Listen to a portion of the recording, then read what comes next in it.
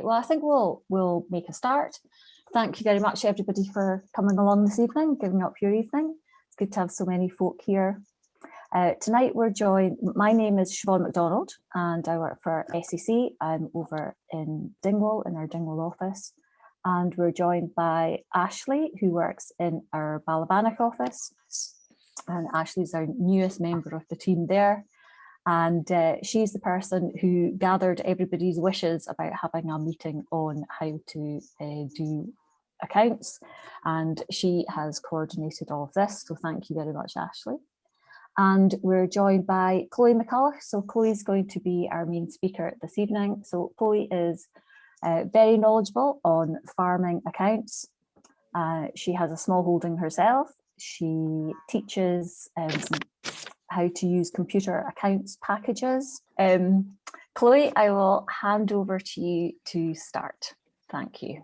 Thank you, Siobhan. I will now try and share my screen. So yeah, Siobhan says, I am based in Ayrshire, but for the last 12 months now, I have been based on the farm here in Fenwick. So I haven't gone far from the farm office in the entire time, but I am quite fortunate to be able to get out and about because we're about to start lambing. So I'm about to hang up my calculator and spend a fortnight outside. What am I doing here? Share screen. So tonight I was asked to talk to you about why keep accounts. And I had a wee think about why keep accounts. And I thought, well, to be honest, the obvious answer that you would keep accounts is because if you're a business, you're required to keep accounts. It's actually remarkably simple reason for keeping accounts, and that maybe I had misinterpreted the question a little bit, and perhaps the question that was being asked really was, why be a business? So there are benefits to being a business rather than operating a croft or a small holding or a small farm as a hobby, and they tend to be around tax. So that would be VAT normally is a driver, and income tax would be a driver. And we will talk a little bit more about whether you can make the choice, whether you're allowed to make the choice, or whether HMRC might suggest one way or another what that choice should be. But for now, we'll talk a little bit more about why you might want to be a business. There might be other reasons for wanting to be a business.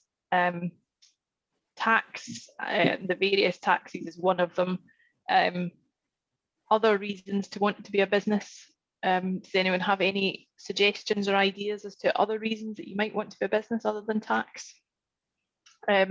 Possibly, I guess, in the future, it might become more important from a subsidy perspective. So at the moment, it doesn't seem to matter. You can claim single farm payment, LFAS, whatever, and there'll be a box on forms normally that you would usually just tick the sole trader box, and nobody ever checks up that you are a business. But it's not inconceivable in the future that there comes a point where, to be in receipt of Scottish Government money, they want to be confident that you're paying the correct tax. I don't know. At the moment, it's not an issue, and I have no information that says it will become an issue. So I think that the primary driver for wanting to be a business rather than a hobby is tax. And the first of those taxes then is VAT.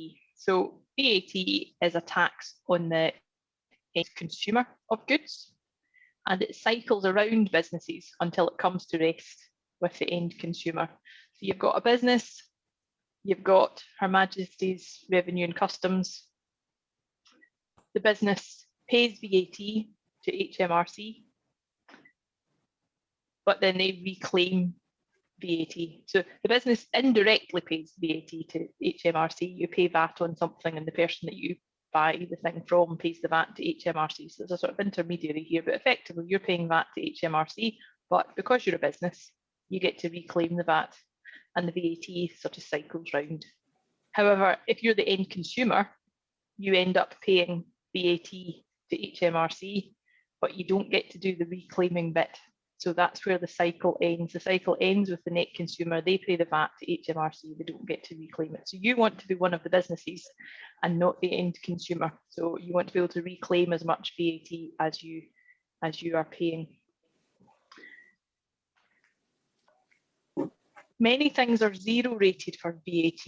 You've probably heard about VAT rates. You might have been fortunate enough to hear me speaking about VAT rates recently, but many things are zero rated for VAT, and that means that the VAT rate on these things is zero. It's not that they don't have VAT, but that the rules are that the VAT rate currently on these items is zero.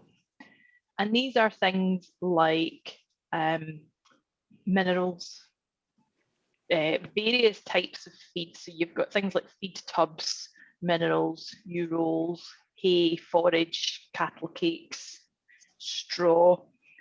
Bedding materials aren't normally zero rated. So if you went and bought sawdust, you would pay VAT. But straw is generally accepted to be just as capable of being a feedstuff as a bedding. So straw is also zero rated.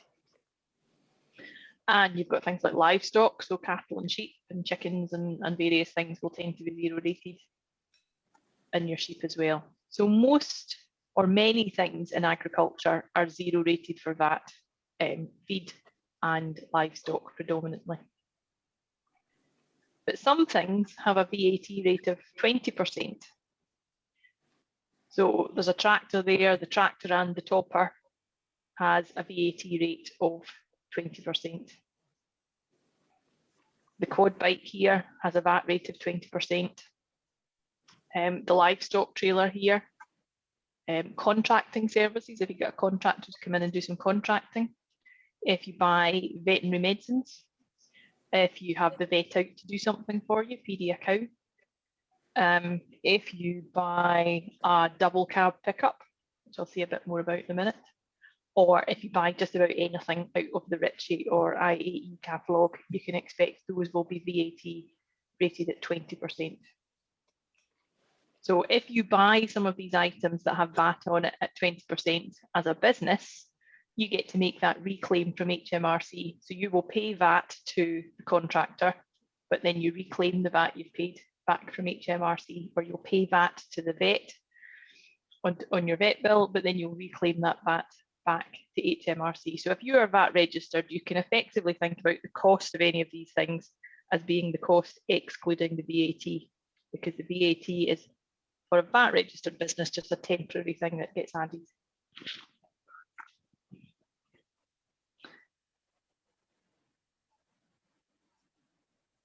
Looking at the pickup in a bit more detail, and it is a lovely pickup, so it wouldn't be too hard to look at, and I do like that colour.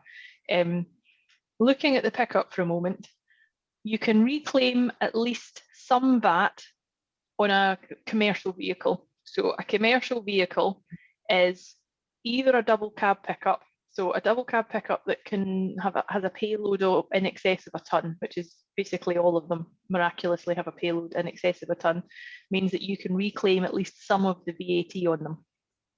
A double cab pickup is classed as a commercial vehicle. Other commercial vehicles are the ones you see that have no back seats and they don't have back windows either. The back windows are sort of panels rather than glass. So you quite often see commercial vehicles of commercial versions of vehicles. So commercial vehicles potentially VAT can be reclaimed potentially. But the non-commercial version of the vehicle, you can't reclaim VAT back on. So you cannot reclaim any VAT on cars. You can't reclaim VAT on crossover vehicles, anything that is not a commercial vehicle. You cannot reclaim the VAT on those, regardless of how you use the vehicle. It could be a car that you use as a farm pickup and it does nothing but carry mucky things around, but that is irrelevant. If it is a car or a 4x4 that isn't a commercial version, you cannot reclaim any of the VAT. Now, your commercial vehicles, your double cab pickup, you can in theory reclaim the VAT, but the exact amount of VAT that you're able to reclaim, you would need to be guided by your accountant, because unless you are using the vehicle for 100% business purposes, HMRC won't think it's reasonable for you to reclaim 100% of the VAT. So if you bought a double cab pickup and you're VAT registered, you and the accountant will come to an agreement about how much VAT it would be reasonable to reclaim of the total. I've been in some pickups in my time that you put your leggings on before you get in. And I'm sure there isn't an issue in saying that those are entirely for business purposes, but I've also been in some that are very, very nice, and I should have taken my wellies off first. And I'm sure the taxman would not class those as a wholly business vehicle. When it comes to things that you sell, many or most of the normal routine outputs of a croft or a small holding or a farm are 0 rated. So the cattle you're selling, the sheep, meat, if you're selling boxed meat, eggs, hens, poultry, hay, cattle, even if they're sold dead weight, they're all 0 rated, so there's no VAT. And the thing is, as farmers, the idea is that the VAT is value added tax. It's supposed to be a tax relating to the value that's been added to produce. And as farmers, as crofters, as smallholders, you are producing things which haven't yet had the value added to them. You're producing the raw products that somebody else will go on and add value. So if these eggs are turned into a cake, or turned into, well, cakes maybe, cake in a funny way isn't a great example, but if these eggs are turned into a fried egg roll, and sold to somebody out of a catering facility, they've added value to them by frying them and putting them in a roll. There's VAT, but you are producing the primary product, so they tend not to have VAT. These items are 0 rated, so they still appear on your VAT return. There'll be a box on the VAT return where you put the total of all the things you've sold. They do appear in that box. But the box that says how much VAT do you owe to HMRC is 0. However, there are some things that you sell that would have VAT on them if you are VAT registered. So if you're not VAT registered, there isn't an issue. If you are VAT registered, then if you are offering contracting services, if you're selling wool, if you are operating a furnished self-catering, or B&B, dog kennels, catteries, livery yards, tea rooms, or even gin bars. So all of these things have got VAT on them at 20%. And if you sell any of these things as a VAT registered business, then you have to collect this 20% on behalf of HMRC and pass it over to HMRC.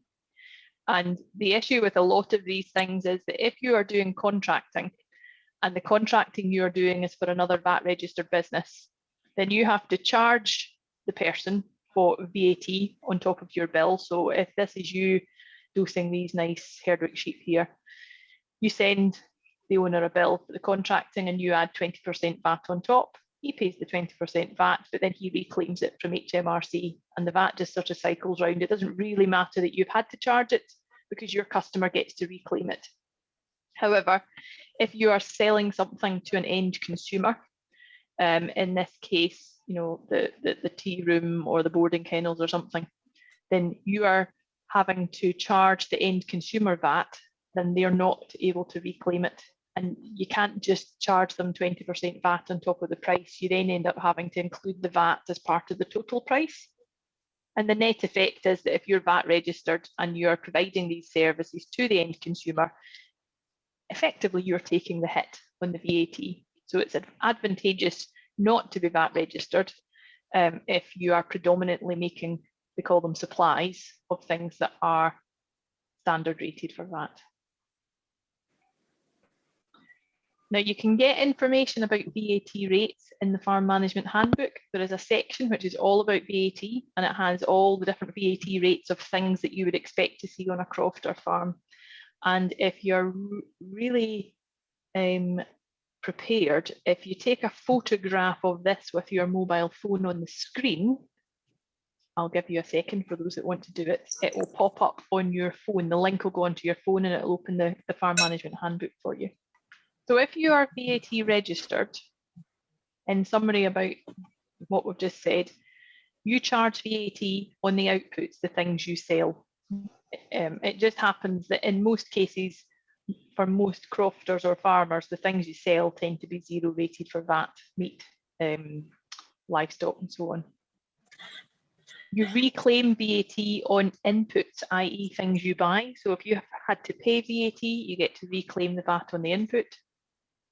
And since most croft outputs are 0 rated for VAT, and many croft inputs are 20% rated for VAT, standard rated, the vet bill, equipment and so on, then there can be an advantage in being VAT registered. The simple fact that you're going to be able to reclaim more VAT than you had to pay. So I think at this point, Siobhan has a little poll for you before we go on to talk a little bit more about VAT. Yep, so this will appear on your screen. And if you just like to click on all the answers that you think apply, so which things are 0 rated for VAT? So which things are 0 rated, which things wouldn't have VAT added to them? Right, okay. So everybody got the suckler cow. So suckler cows are 0 rated for VAT, and that's regardless of whether it's a suckler cow that's walking about or a suckler cow that you send off to the market as a fat cow. Straw is 0 rated for VAT, and that's a tricky one. So that's how everyone got that one right. Straw is 0 rated for VAT because it can equally be a feedstuff as well as a bedding material. An old hay tedder wouldn't be 0 rated for VAT because it is plant and equipment, and there's VAT on plant and equipment. It's quite an interesting one, that, because we quite often forget when you sell things that there's potentially VAT, and it wouldn't be uncommon to sell some old piece of equipment, and if you're VAT registered, you need to charge VAT, and if you haven't sold it to somebody that is VAT registered, then you can't just whack it onto the top of the bill. So if you agree to sell the old hay tedder for £300, if you're selling it to a VAT registered business, they will be quite expecting the bill arrives for £300 plus the VAT. So they'll pay you £360 and you give HMRC the £60, keep the 300. If you sell it for £300 to somebody who isn't VAT registered, they are expecting to give you £300, but HMRC will want 20% of the £300. So you end up short. Dosing gun is not 0 rated, so you'll pay VAT on that. And the lamb meat in a box, that will be 0 rated. So boxed lamb meat. In fact, if you're a VAT registered business and you've ever had an invoice for butchery from your butcher, that's also generally 0 rated. Cabbages are 0 rated. Bank charges, that's a really tricky one. Bank charges, actually, there isn't VAT on bank charges, but they're not strictly 0 rated. They're another one of the categories that there's no VAT, but it's not 0 rated, they're exempt, along with postage charges and MOTs. So if you MOT a vehicle, you'll get a bill, there won't be VAT on it, it's because it's exempt. Amounts to the same thing. And fertiliser is not 0 rated either. Fertiliser has got VAT on it. So if you are buying fertiliser, you'll have a potentially quite a big VAT reclaim that you can make there. The next thing I wanted to talk about a little bit was types of businesses. So there's a couple of additional types on top of this, but they tend to be national and multinational corporations, and we're not going to go there. The types of businesses that we're most likely to see are sole traders, partnerships, and limited companies. I'm not going to say a huge amount about these, but basically a sole trader is where you've got a person who is self-employed. They might not be self-employed full-time, they might have a job, they might have a number of different business interests, but these things, they are still a sole trader. So you can have something that you do for half a day a week on a self-employed basis, and you would still be a sole trader because you are self-employed. You can have a partnership, and a partnership is where you've got more than one self-employed person who is in business together.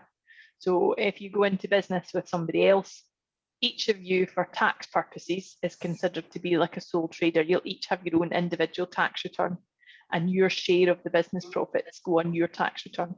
So a partnership A sole trader will prepare a set of accounts, the accountant will make up the accounts, and the profit goes on to the sole trader's tax return. The partnership, the accountant prepares the accounts, they prepare a partnership tax return, and then they divide the profits as per the partnership agreement that you'll have with the other person, and your share of the profits go onto your tax return.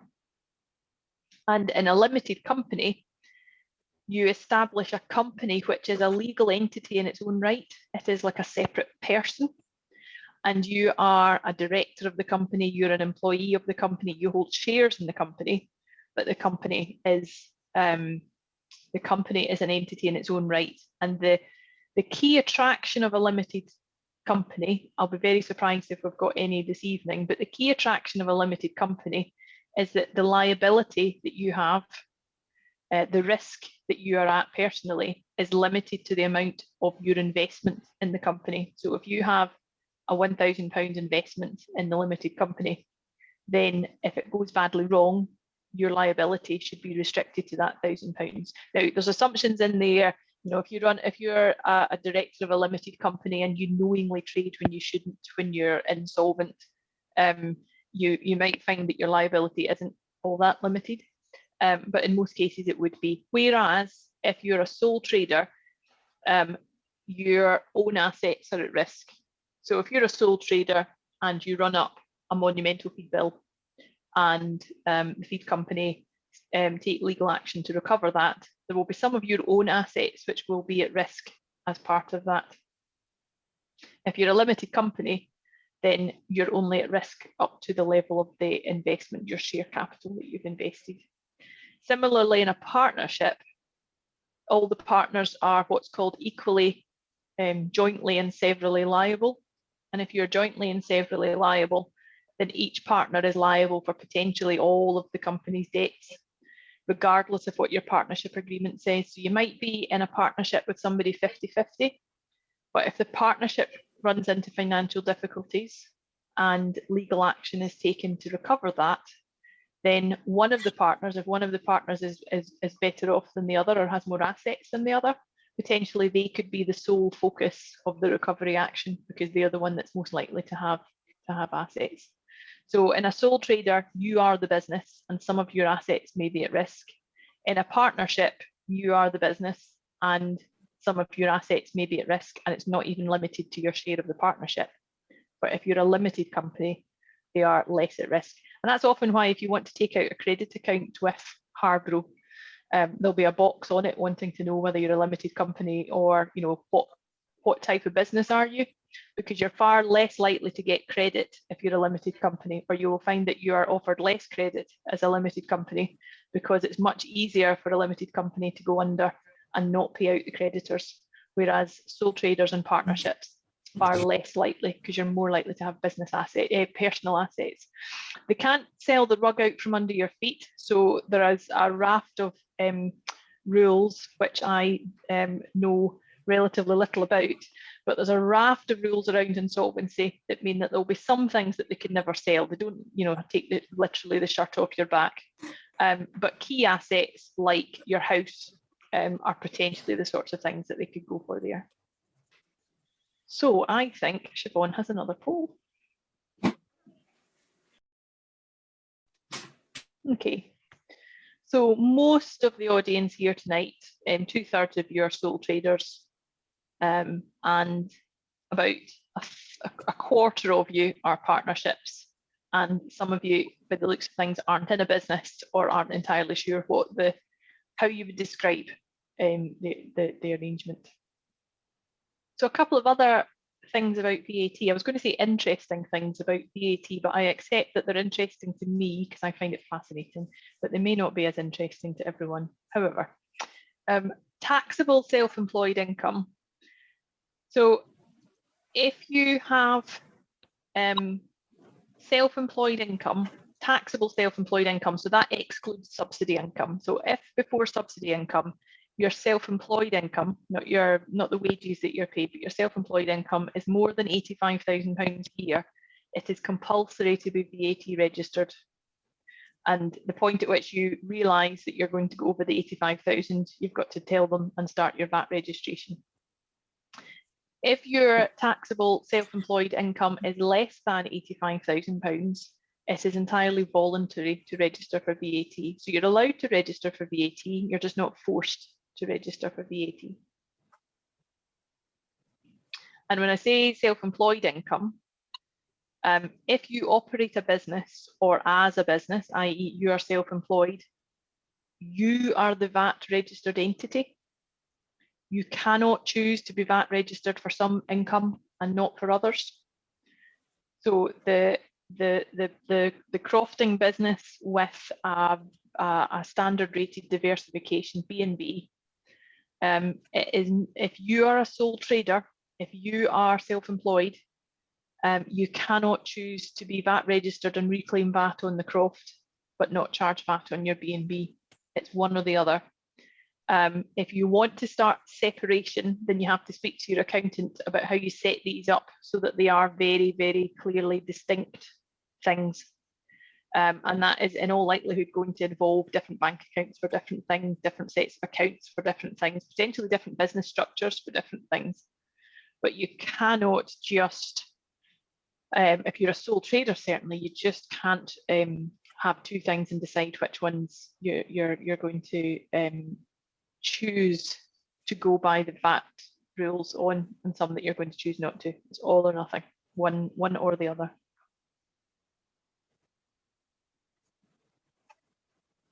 So if you have significant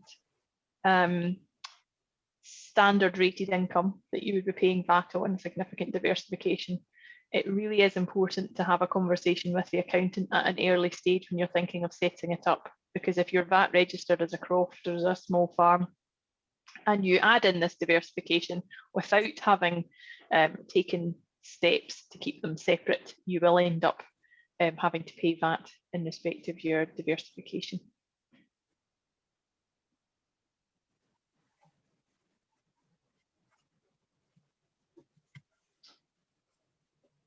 And this is just a wee summary of that. You can't reclaim the VAT from your crofting and elect not to, otherwise everybody would, and the exchequer would be the poorer for it.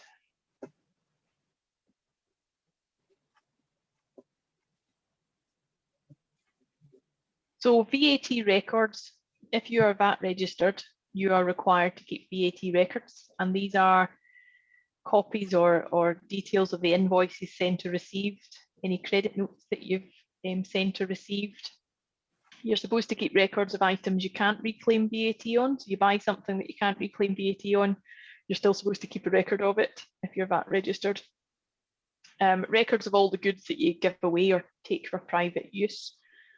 Records of things that are 0 rated or reduced rated or exempt that you buy or sell. So your MOT certificate is exempt from VAT, you haven't paid VAT on it, but that MOT, the bill for that MOT charge is still part of your VAT records.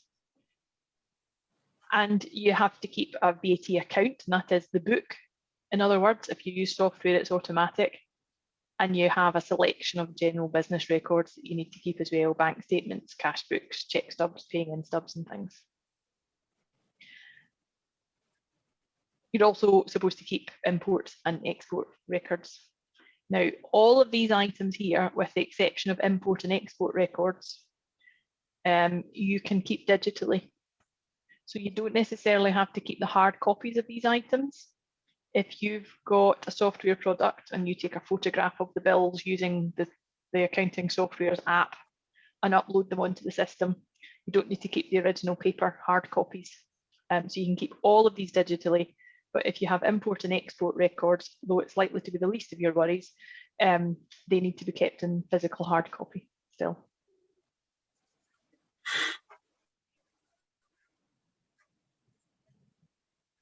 And the VAT account, the book, that is really key. That is where you keep the records. And as I've said, if you use software, that is done automatically for you. Now, from April 2022, all VAT registered businesses are going to have to maintain their VAT records digitally, and they're going to have to submit their VAT return using a software product. And this is all about making tax digital. And it's all VAT registered businesses. So at the moment, It's only businesses whose taxable turnover is over the 85,000 who have to do making tax digital. So many large farming businesses are now having to do making tax digital. They are having to keep their VAT records digitally, and they've been doing that for about 18 months now, 2 years. But from April 2022, that's next April, 13 months away, crumbs, all VAT registered businesses will need to do their VAT records digitally, irrespective of size. The modern software that you use to do that, though, is easy to operate, and there are some really super packages out there that are relatively inexpensive. They are cloud-based, so you haven't got a product, a thing to physically buy. You access them on the internet, you pay a monthly charge. They start at about £10 a month, and they keep all your records. They satisfy your needs for VAT. Your accountant can access them from their end and gather the information they need to do your accounts. You can upload documents to them so that they comprise your entire set of records, and you're not needing to actually physically give the accountant paper, because it could all be on the system. They can be really neat. And what we have found, businesses are finding, is that although they're a bit, there's a bit of trepidation about going down the road of software rather than a paper book, as many people still keep. Once they get into it, they are enjoying it. They are pleasantly surprised at how straightforward it is to operate. So it really isn't something to be afraid of. And the direction of travel with HMRC is that they are starting with VAT registered businesses, and making tax digital for VAT is for VAT, but ultimately they want income tax to be down the same road. So at the moment, you might be thinking, oh, well, this may or may not be a reason to avoid VAT registration, or to, you know, to stop a VAT registration. It'll not be very far behind this that you'll find that to be a business, you have to do the making tax digital bit. So do not be influenced by, do not let making tax digital influence whether you are registered for VAT or not, because this is just, this will be step 2 or 3 on a 10-step process to making the entire tax system digital.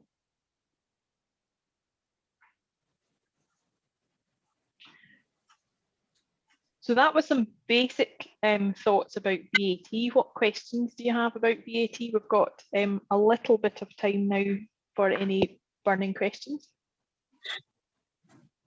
Yeah, please just put your hand up or just unmute yourself and ask. Chloe, are you able to give us any examples of software packages? Yes, probably the most common one we'll see at the moment is a product called Xero with an X, Xero. And they do a starter version from about £10 a month. And that's a fairly, the thing with starter version with that software product is you just get a reduced volume of transactions you can put in. You get the full functionality of the product, you get all the bells and whistles and stuff. It's just designed for a smaller number of transactions. So that would probably be a good one to have a look at to start with. And it's one of the ones that we hear a lot of positive things from people about, it being really intuitive and easy to use. Can you say a small number of transactions? Would like a typical croft cover that? What? Yes, it's probably a slightly longer explanation than what we've got tonight, because it kind of goes in a little bit to whether you're on the cash basis or you're wanting to put all your bills and invoices on as they come in. If you operate on the cash basis and you wait until an item goes through the bank account to then tell it what that item was for and match it up with a bit of paperwork, then it's unlimited. There isn't actually a limit on the number of transactions. If you want to put on every bill and every invoice as they come in, and then do the matching up later, I think it's 20 a month, 15 or 20 a month of each, which may or may not be enough. But there's ways around that. The full version for the larger businesses is about £20-something a month. but it's unlimited as a cash book. And many people just use it as a cash book.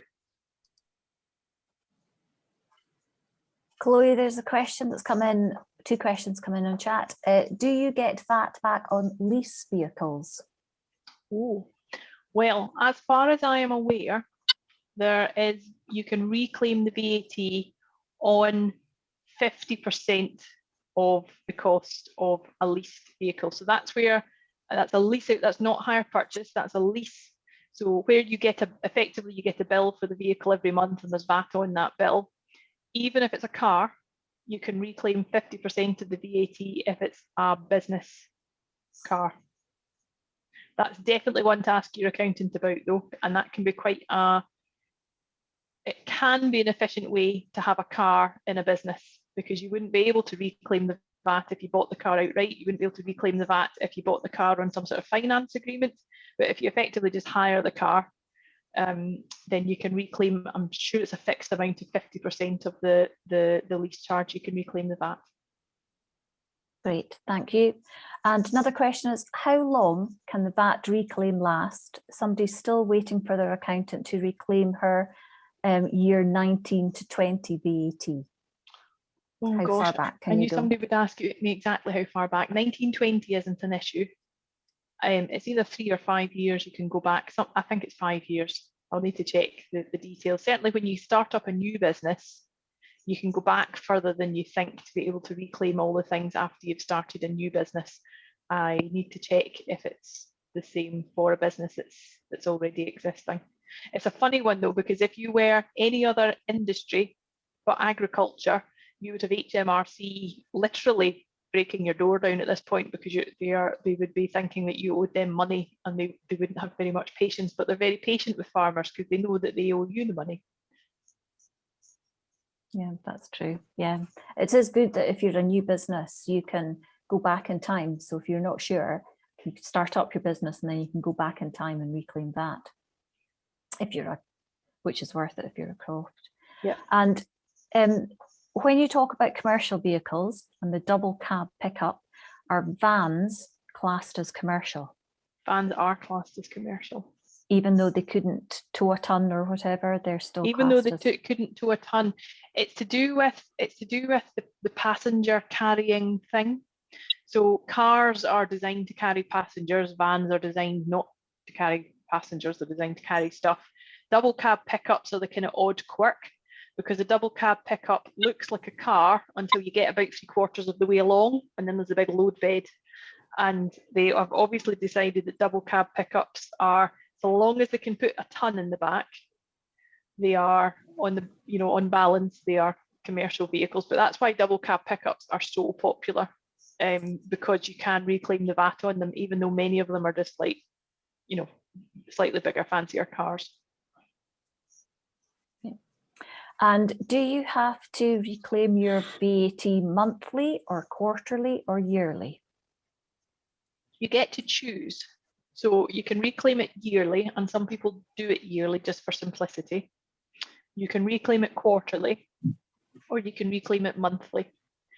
And the reason that you might want to reclaim it more frequently rather than less frequently is that there are 2 VAT schemes or options that you can do. There's the standard scheme. So the standard scheme is where you reclaim the VAT based on the date you receive the invoice, or based on the date that you raise the invoice. So if you get an invoice dated the 31st of January for your vet bill, but you don't pay it for 6 months, you're still able to reclaim the VAT on that vet bill in January's VAT return, in the VAT return covering the January period, because it was invoiced, it was dated in that period. If you're in the cash scheme, then you cannot reclaim the VAT until you've paid it. And the attraction for most people want to be in the standard scheme, because it means that as soon as you get the bill in, you can reclaim the VAT. If you buy a piece of equipment or machinery, you can reclaim the VAT much more quickly. Some people prefer to be in the cash scheme if they end up paying HMRC. So agricultural contractors sometimes prefer to be in the cash scheme, because although they can't reclaim the VAT until they've paid the bill, the reverse is also true, and they don't have to pay the VAT that they've charged until they have actually been paid themselves. So if they're having to wait a long time for their clients to pay them, they don't have to lie out that VAT for all that time. They only have to pay it to HMRC when the cheque actually comes in from the customer. That's great, thank you. I think that's all the questions for just now, but if you think of anything else, please just pop it in the chat and we'll get to it at the end. Okay. So I thought before we go on in the next bit, we would say a little bit about some common terminology that's often quite poorly understood and can feel quite complex, but is actually simpler than you think, and we'll just deal with some of these. So we're thinking about terminology like depreciation, fixed costs, variable costs, gross output, profit and loss account, balance sheet, capital account. If you've got a set of accounts, you'll see these bits of terminology in amongst them. So depreciation is basically the amount of the total cost of an item that's attributable to any one year. So if you're running a business and you buy a livestock trailer, you've paid a lot of money for that livestock trailer in the year that you bought it, but you're going to get the use of that livestock trailer for the next 5 years, 10 years, however long. And what you need to remember with depreciation is that what the accountant is trying to do when they produce your accounts is show a fair and true reflection of the performance of the business during the year. And it wouldn't show a fair and true reflection of the business performance during the year if they knocked off the entire cost of some of these big capital items all in one go, because the reality is the cost should be spread amongst subsequent years. So when you see a line of depreciation on the accounts, the accountant has performed a calculation that says, here's the value of all the equipment, and for the year 1920, this is how much of that equipment cost should be attributable to the 1920 year.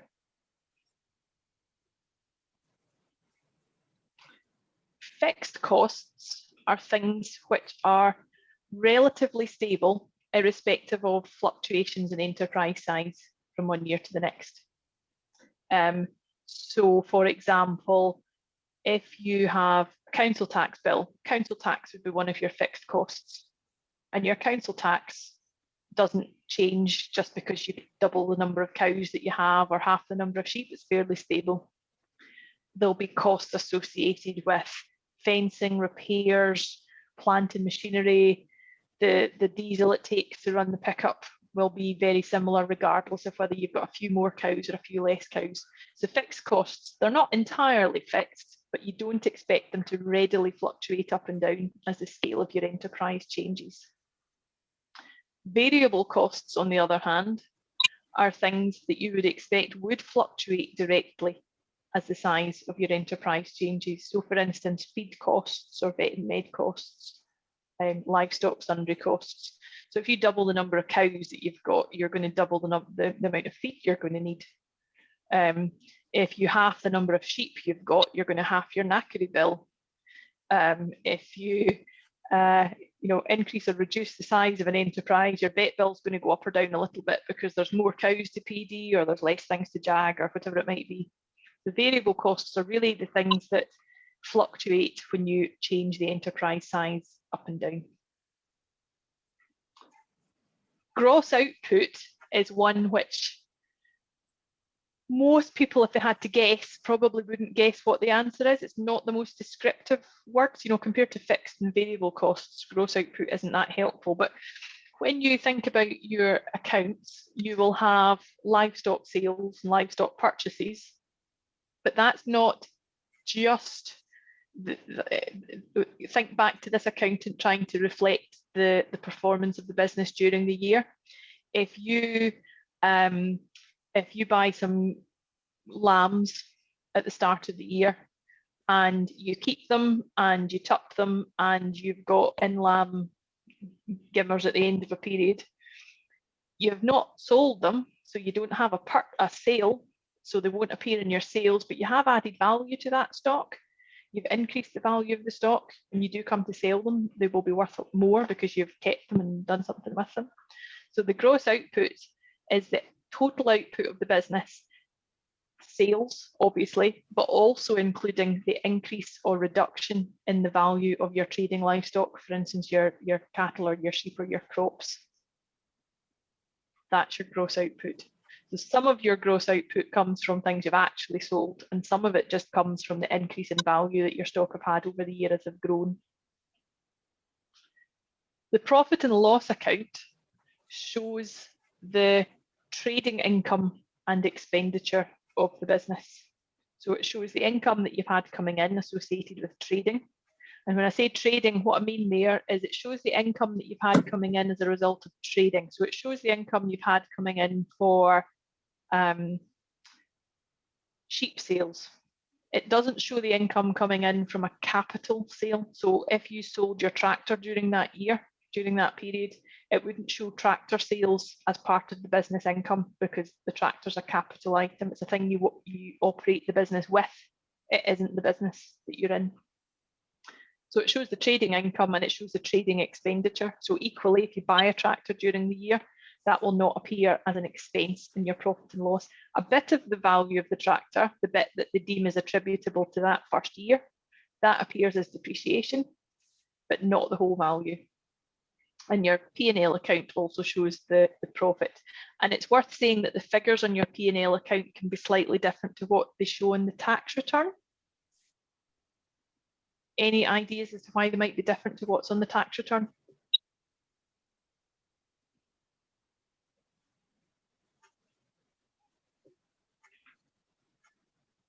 Everybody's shy. Me. Can I answer? Can I answer? You can answer, Siobhan. Go for it. Is it depreciation?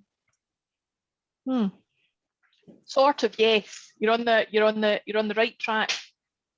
The difference is that the accounts are prepared in accordance with international standards.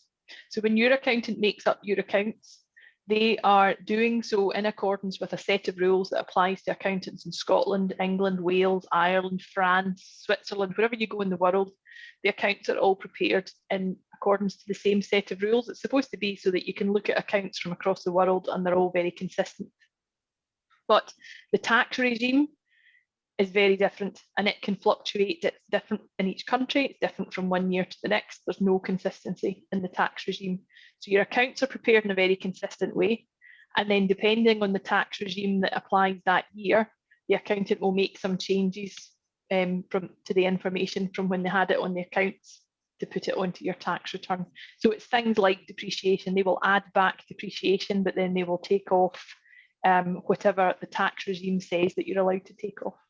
The balance sheet, this shows you what the business is worth overall. What is the net worth? So if you imagine that you were to sell the business, you were to wind up the business, you sold everything, you paid all the bills that were sitting, you recovered all the debts that you were due to get in, you liquidate everything and do a square up.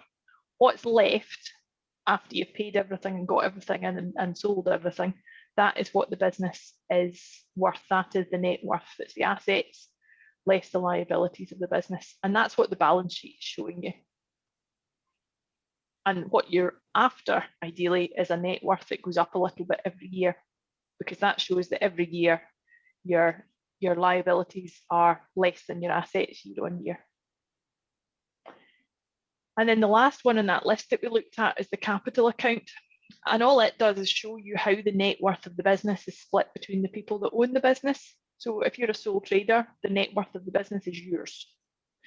If you are a partnership, then you'll have a partnership agreement that explains not only how the profits are shared, but also how this net worth of the business will be shared. So in a partnership, it will be divided amongst the partners. And the wee formula is each partner will have whatever was their opening balance of their capital account. So at the end of last year, if the business had been wound up at the end of last year, what was each partner due? And that's their opening balance the next year. And then they get their share of the profit for that following year. They get to add on any capital that they've put into the business. They would be able to add that to their share, but they deduct anything that they've taken out of the business during the year. and then that gives them their closing capital. So the partners, each partner will have the amount of the net worth that they would be entitled to if the business was wound up. Before you move off terminology, there's one question just related to terminology. And the question is, how is the depreciation number of years calculated?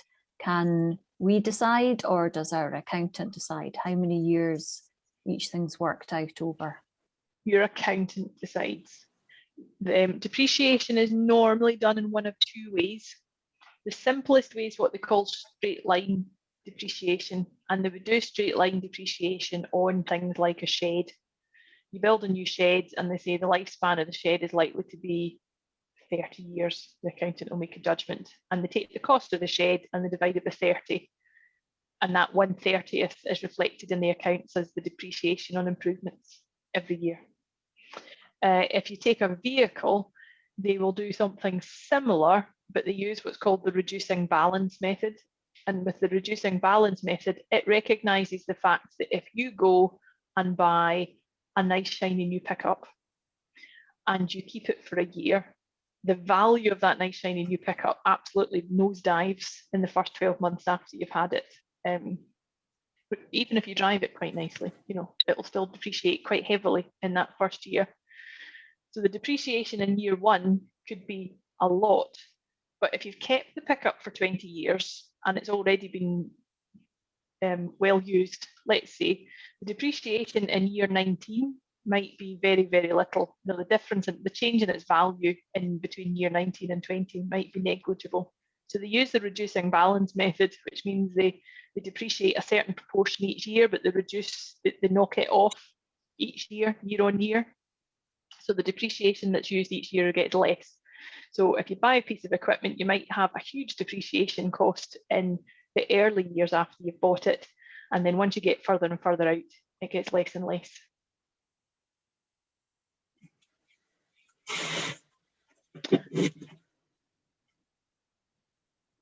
Any other questions that have come in on that? There's some more questions, but they're not on terminology, so I'll maybe keep them till you've explained the next bit. That's okay. Okay. And by the way, it's 8:30. Okay. Income tax. Does anybody want to hear about income tax? No. Okay. Income tax, nearly as exciting about as VAT. What time do we finish up, Siobhan? You say it's 8:30. I'm not sure what that means. 8:30, but keep going. It's good. I think everyone's happy. Income tax is payable on your total taxable income. So you've got income from paid employment. If you've got a job, you'll have income from that. If you've got some property, you'll have income there. So if you've got a flat somewhere that you rent out, you'll have property income. And when they say property income, they mean the net income from the property. They're not talking about the total rent that you get in. They're talking about the rent less the bit of the interest on the mortgage you're allowed, and less the painting costs and whatever. You might also have interest from income from investments, savings, interest on savings, pension income, and you will also have income from your business profits or your self-employed profits. So when they are working out for tax, they are not looking at all these lines individually. Okay, they might work out what the net income is on each of these lines individually. So your accountant will, sort of metaphorically speaking, they'll have a bit of the book, a bit of the pages about the property, and it'll show property income and expenses, and then it'll get down to property net income, and then they'll have a bit that explains about your pensions and whatever. But then they lump all this income together when they do the next bit of the calculation. So it's quite a common question is, what if I have a job and a business? And if you have a job and a business, what your accountant is doing when they work out the tax is they are saying, right, here are all the sources of income. In this case, it's just 2 in this example, and they come to a total income. So for this business, somebody's got a job and they get £19,000 in the year from their job. They've got a some self-employment income.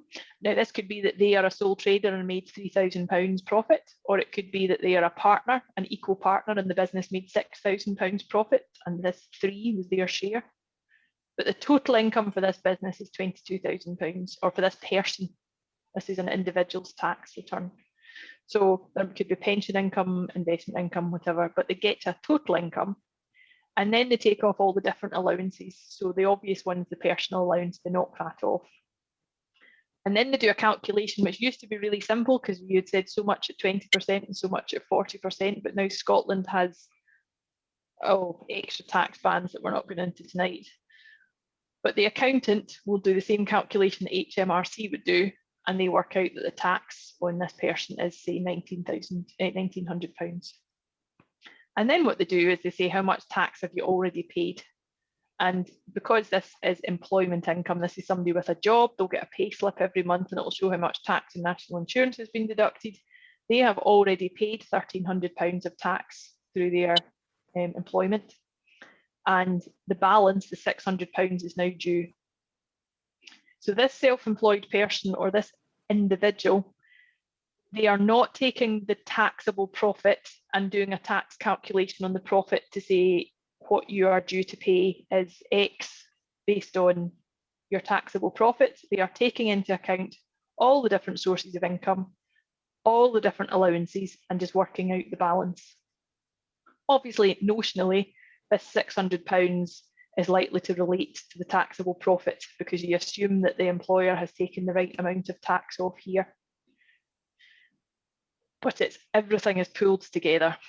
So in this case, this was a profit of £3,000, but where it gets interesting is if your business makes a loss. So same person, they've got employment income of 19,000, but they've got a self-employed loss of 3,000. So either they're a sole trader who's made a loss, or they're a 50-50 partner in a partnership which made a loss of 6,000. But the total income that they have then, the net total income is 16,000. And they deduct off the personal allowances. So we take off the same amount and we say, well, the tax due there would be, for instance, £700. And they do the same thing. They then say, well, how much tax have you already paid? Because you've been deducted tax through PAYE on the 19,000. So you've paid the £1,300. But now you're in a situation where you're due a tax rebate from HMRC because overall you've paid too much tax and they'll pay you some back. Now, there are some checks and balances in here, which mean that it isn't possible to set up a business with 2 sheep in your back garden and save yourself 50 grand a year in tax. There are mechanisms in here, but for people who are genuinely operating a business and they have employment income, having the books done and having an account done and getting some decent advice from your accountant can be really, really worthwhile because you are already a taxpayer and every penny of additional cost that can legitimately be attributed to the business is a penny that you've not had to pay tax on. So if you've got employment income or other income sources that mean that you are already paying tax, really worth, even if it's small amounts, making sure this is right. And there's another interesting thing that then leads on from this. So the question is, does the business make a loss?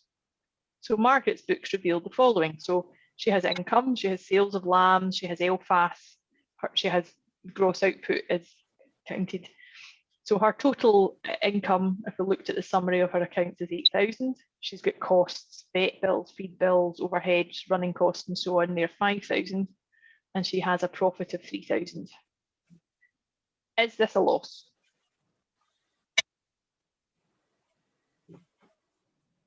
Doesn't look like a loss, but possibly it could be a loss. This isn't really dodgy tax advice. This is an interesting thing about the tax regime. So you get things called capital allowances, or more specifically, the thing that you're interested in is the annual investment allowance. So the annual investment allowance is an incentive by government or of government to encourage you to invest in eligible plant and equipment, eligible plant and machinery. So it's a government incentive to try to get you to reinvest the business profits in equipment. And you can use the annual investment allowance on things like the tractor, the topper, but you can't use it on things like a shed. So plant and machinery, plant, yes. Machinery, yes. Sheds, no. Some of the equipment inside the shed, very possibly. Fencing, no. But plant and machinery is quite a long list. So pickups, tractors, implements, trailers, computers, probably things like stock recorders or ear tag readers or equipment, things which are plant. So currently the annual investment allowance is £200,000 a year. And the bit where it gets interesting is the amount that you invest in this eligible plant and machinery is deducted from your business profit for tax purposes. And you're then taxed on the difference, even if that means that there's a rebate. So there are still rules or sort of caps in the system that mean that you can't suddenly invest £500,000 in equipment and get a six-figure tax rebate. Your tax rebate will be capped at, I think it's about 50,000 for most people, but you could still get a rebate because the calculation, I'll show you the calculation in a moment, but so the capital expenditure, just to be clear about that, these are things that you use to operate the business rather than things that you use to trade. And a good example to use is a tractor. If you buy a tractor, it's to use to operate your business. It's a piece of equipment that you are using in the business. It's capital expenditure. If you're a machinery dealer and you buy a tractor, it's probably a trading expense because you've bought it in order to sell it, and it would be treated very similarly to you buying a sheep, you know, a lamb or something. So capital expenditure, it's things that you use to operate the business. So if you are a tractor dealer, then you wouldn't be able to use the annual investment allowance on a tractor that you've bought in order to sell. But if you're a crofter and you buy a tractor, because you're going to use it in the business, it's classed as capital expenditure and you can use it to operate the business. So when we go back to Margaret's books, she's got income of 8,000, she's got costs of 5, and she's got this profit of 3,000. And as far as you need to show a profit within the first 5 years of trading and so on, she's made a profit. She has made a profit. She has then chosen to reinvest this profit into a piece of eligible equipment, say a quad bike. And therefore, for tax purposes, on her tax return, her accounts will show that she has made a profit of £3,000. But on her tax return, the accountant will put in the figures and show that she has a taxable loss of £1,000. And if she has employment income, she could well be getting a tax rebate if she's already paid tax, if this means that she's got a small loss instead of a profit. So the key takeaway message from here is this is something to have a chat with the accountant about, particularly if you've got employment income and particularly if that's likely to fluctuate, because the timing of when you buy things and when you plan to make these capital investments is really important. If you've currently got a lot of employment income and you're expecting not to have next year, then this might be the year to make the investment in the new bike or the livestock trailer or something, because that will, if you use the annual investment allowance, that could reduce your overall tax bill and you might get a wee rebate. If you currently don't have a job, but you think you'll have a job from next year, it might be that you're better off waiting and deferring the capital purchase until next year so that you can use it to reduce your tax bill the next year. So this is where your accountant is absolutely invaluable, and they will make their money several times over, because if, you know, potentially Margaret deferring or advancing the purchase of the quad bike for 3 months could make the difference on whether she's getting 200 quid of tax back. So in terms of whether you're operating a business or a hobby, I said at the outset, I would say a little bit about whether you were going to get the choice of saying that you were a business or a hobby. It's actually really, really complex. And HMRC consider what they call the badges of trade. And there are lots of different badges of trade, and it's to do with, how do you finance the business and all sorts of stuff. It's quite dry. But one of the key ones from an agricultural perspective is whether there is a profit-seeking motive.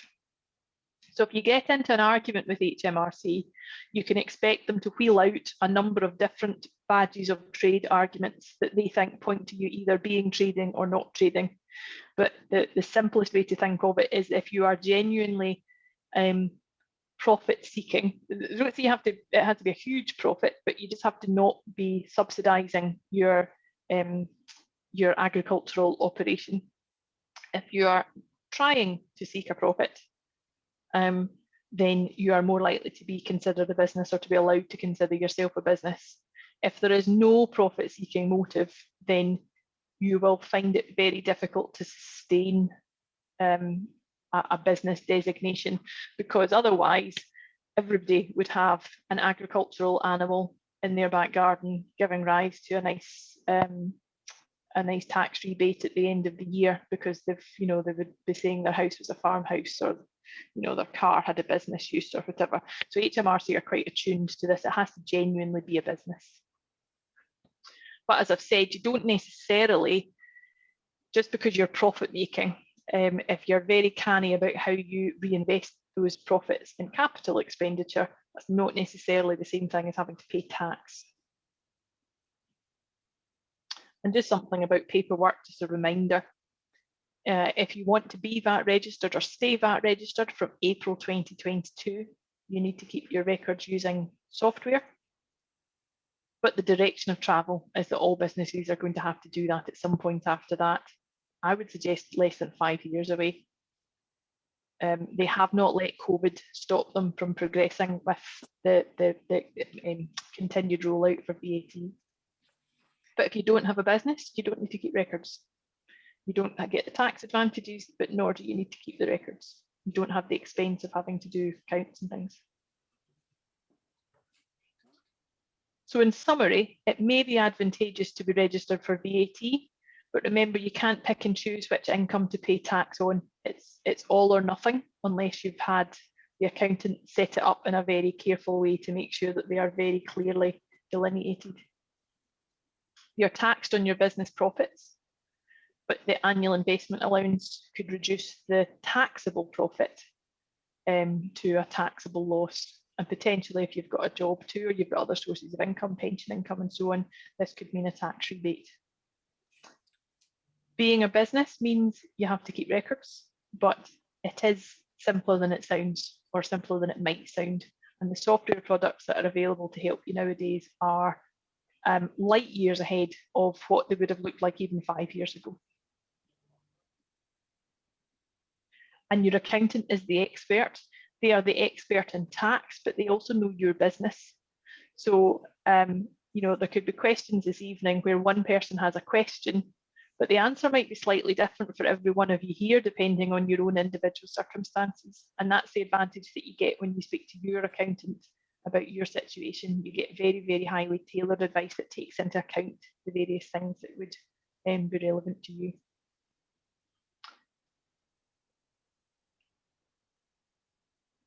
I'll take some more questions before I talk about the FAS app, I think, if there's any final questions, and then we'll finish off.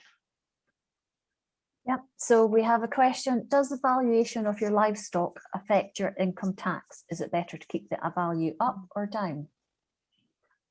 The valuation of your livestock does, because how they decide what your gross output is for the year, whether you've added value to your stock or reduced value to your stock, is to look at the opening livestock valuation. So at the start of the year, what was their value and what was their value at the end of the year? The snag is that it's fine to say, I am going to say that the value of one of my cows is £400, because the value is the value after I paid the mark commission. So it wouldn't be the hammer price anyway. And it would have to reflect the average price for every single one of my cows. So my best cows might be worth 3 times that, but there might be 1 or 2 that don't even make it to the market. So the average price might only be £400. So that's a low valuation. The problem is you can't decide one year, oh, I don't have other income or I don't have other profits, so I'll bump my cows up and say they're all worth £700 this year. And then when I've got a year when I've got lots of other income and I want a nice business loss, I could drop the cow value back down to £400. They really want them to be fairly stable. You'd need to have a good reason to change the valuation of your cows. So you might get a bit of an advantage in your very first year of trading, depending on what kind of level you go in at. But then year on year, it shouldn't really make a difference. Great stuff, thank you. Why might an accountant show drawings when the person doesn't use anything for personal use? They don't live in the croft, they don't use the van for personal use. Why might the accountant show drawings? Drawings are, so there's obvious sources of drawings and then there's the less obvious sources of drawings, and you've covered off some of the middle ones actually, I would say there. So there's the obvious sources of drawings. You take £50 out of the croft bank account to go out on the RAS some night. There's the less obvious sources of drawings, like a proportion of some of the costs, are deemed to be for personal use, and the personal element is drawings. You never see it. So for instance, if you put in an electricity bill for £100 and you and the accountant agree that 20% of that electricity bill is for business use and the other 80% is private, you put £100 into your accounts, but the accountant is going to take off the 80 and they're going to call that drawings. Your drawings would be the £80. If you don't live on the croft or use the van for personal use, they might still be knocking off a bit of the van for personal use. So they might be saying there might be.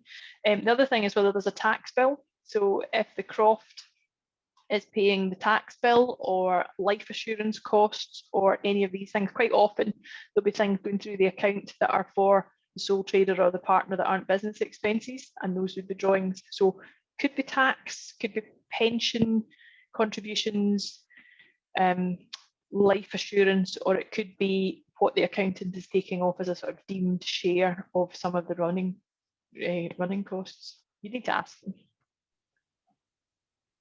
Yeah, they might not realise what you're doing, so it's probably worth asking them why they think it. Yeah, definitely. And if you take a lamb for the freezer, if they know about it, they should add on a bit for drawings for that lamb that you had in the freezer, for instance. Yeah. So is the year a financial year from April to March, or can it be any time? Your financial year for your accounts can be any time, and you agree with the accountant what's the most appropriate year. And there are two broad things to keep in mind when choosing a year. The first one is that it can make sense to choose a financial year that fits with your enterprise.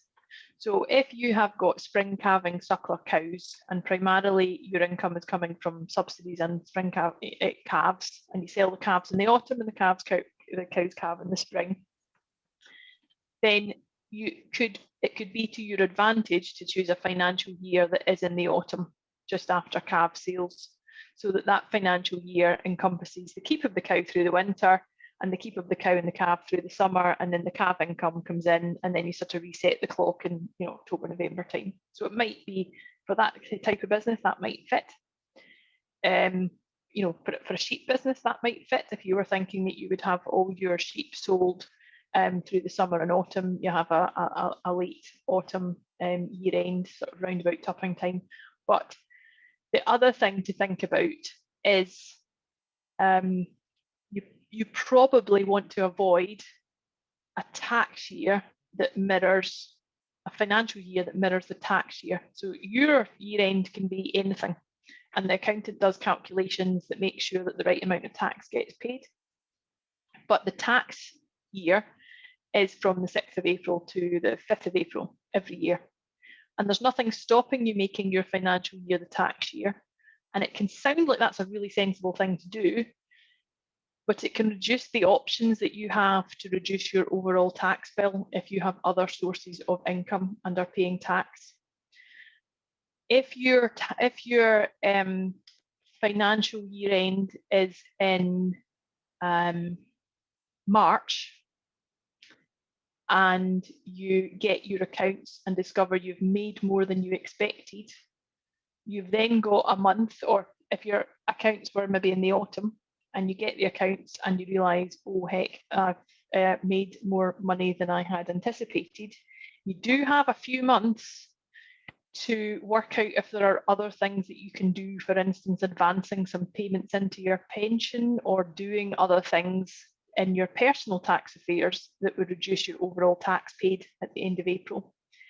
If your accounts in your tax year match, then the tax, you might have already passed the point at which making an extra payment to your pension is open to you.